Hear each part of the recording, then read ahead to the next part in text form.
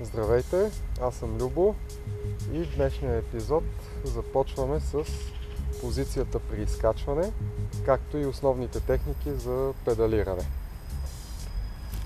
Позицията за изкачване идва на първо място от правилната настройка на велосипеда, което означава, че трябва да сме избрали велосипед с подходящ за нас размер и според пропорциите на тялото ни и някои лични предпочитания да сме го настроили като дължина на лапата, широчина на кормилото и най-вече височина на седалката. Височината на седалката обаче не зависи от лични предпочитания, а за нея си има формули, по които се изчислява.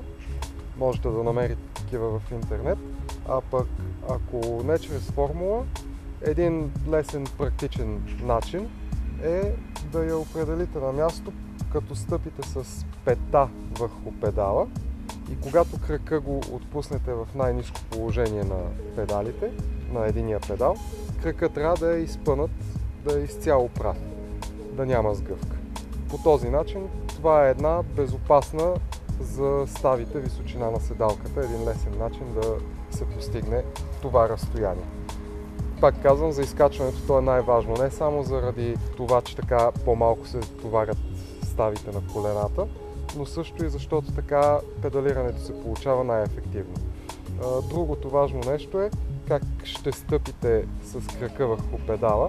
Трябва да се стъпи с възглавничката на ходилото, тя трябва да стъпи върху оста на педала, най-общо казано.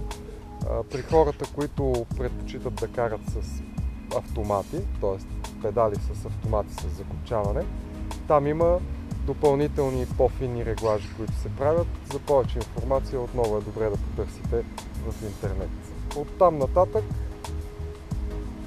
когато сте настроили велосипеда по този начин, правилно, единственото, което трябва е да седнете върху него.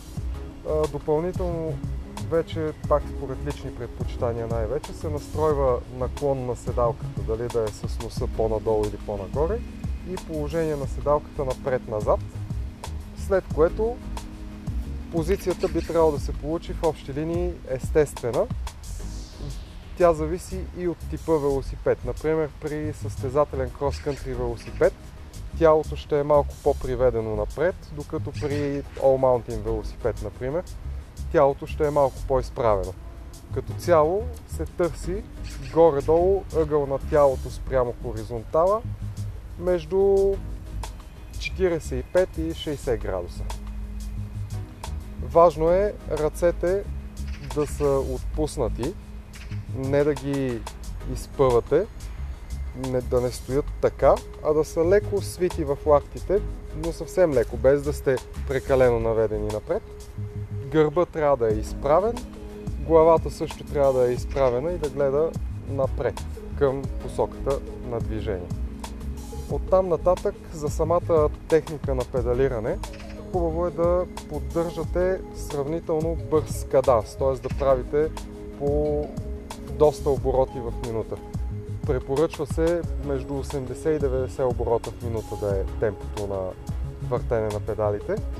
Разбира се, при много стръмни наклони това не е постижимо, дори при най-ниска предавка. Там обикновено се пада до към 70, в отделни моменти дори 60 оборота в минута, но като цяло в повечето ситуации трябва да се стремите да поддържате 80-90. По този начин се товарят повече мускулите и по-малко ставите, което е доста важно в дългосрочен план да не си докарва човек контузии.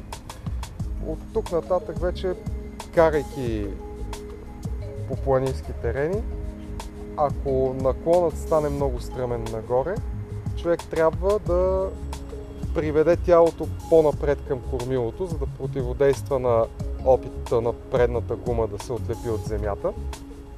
Също така може да се наложи да се плъзне тялото малко по-напред по седалката, по носа. Освен това, в отделни случаи, когато примерно има стръмен, но кратък наклон, може човек да се изправи на педалите. По този начин прилага повече сила, когато и най-ниската предавка не е достатъчна.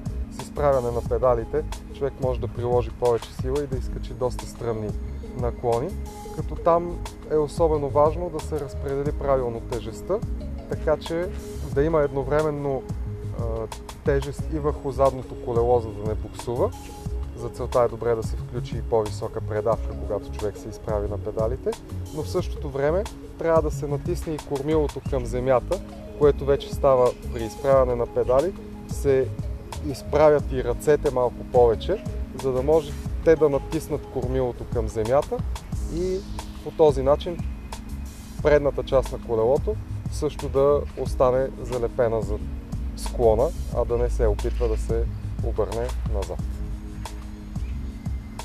Това беше от нас за днес. Последвайте ни в следващите епизоди, където ще разгледаме и други техники за каране. И не забравяйте винаги да го правите с усмивка и добро настроение.